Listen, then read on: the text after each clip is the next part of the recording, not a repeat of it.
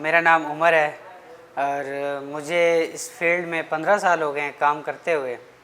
अल्लाह का शुक्र है कि अच्छा रिस्पांस मिल रहा है, मुझे बहुत ज़्यादा मिल रहा है।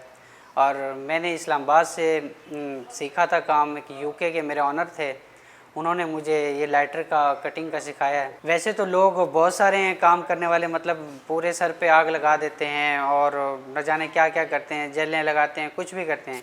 और मैं तो एक लाइटर से करता हूँ। लाइटर का तरीक़ाकार भी ये होता है कि इसको एक एक बाल को पकड़ के उस लाइटर से आग लगा के उसकी कटिंग की जाती है।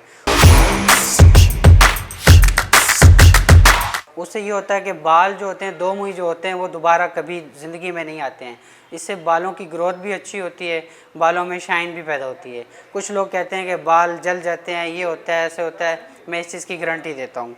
और अल्लाह का शुक्र है, मुझे यहाँ मुल्तान में 3 साल हो गए आए हुए और मुझे अच्छा रिस्पॉन्स मिल रहा है। जब भी कोई आता है तो मुझे यही कहते हैं कि उमर भाई, हमें लाइटर वाली ही कटिंग चाहिए।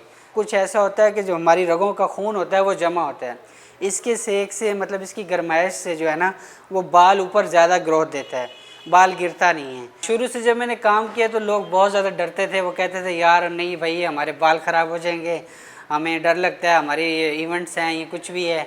मैं कहता था यार अगर बाल ख़राब हो जाएंगे तो मैं आपको डबल चार्जेस दूंगा, ठीक है, वापस दूंगा। बाल ख़राब हो जाएंगे मैं दोबारा आपको विग लगा के दे दूंगा अर्जेंटली। हम अक्सर कैंची, 2 मुई कैंची कर जो रफ़ कैंची लगाते हैं ना, उससे बालों की ग्रोथ बल्कि टूट जाती है।